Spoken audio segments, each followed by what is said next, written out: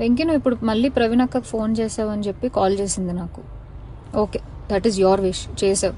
నేను ఇప్పుడు నీకు మళ్ళీ చెప్తున్నాను, మే వరకు టైం ఇస్తే నీకు 1.5 తిరిగి వెనక్కి ఇచ్చేస్తాను త్రూ అకౌంట్. అర్థమైందా? త్రూ అకౌంట్ మే వరకు టైం ఇస్తే నేను నీకు మళ్ళీ వెనక్కి ఇచ్చేస్తాను. ఆ మిగిలిన డబ్బులు అంటావా, నేను లైఫ్లో సెటిల్ అయినప్పుడు నా దగ్గర ఉన్నప్పుడు నేను ఇస్తాను. అది కూడా నేను ఇవ్వను అనట్లేదు. లేదు కుదరదు నాకు ఇదంతా అవ్వదు అంటే పెద్ద మనుషులకి నువ్వే ఫోన్ చేసావు కదా. నా జీవితంలో పెద్ద మనుషులు ప్రవీణ గారు మాత్రమే. సో ఆ ప్రవీణ అక్కకి వేణుస్వామిని పెడతావా లేకపోతే ఇంకెవరినైనా పెట్టుకుంటావా, నేను పిలుస్తాను, నువ్వు పిలుచుకో.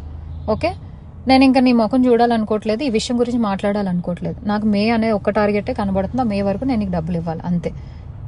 లేదు కుదరదు కాదు అంటే నేనే పెడతాను హెరాస్మెంట్ కేసు. ఎందుకంటే మా అక్కని ఇన్వాల్వ్ చేస్తున్నాడు, మా మమ్మీని ఇన్వాల్వ్ చేస్తున్నాడు, లేకపోతే మా ఇంటికి వస్తానంటాడు. అసలు నా పర్మిషన్ లేకుండా నువ్వు మా ఇంటికి రావడం ఏంటి, లేకపోతే నేను మీ ఇంటికి వెళ్ళడం ఏంటి?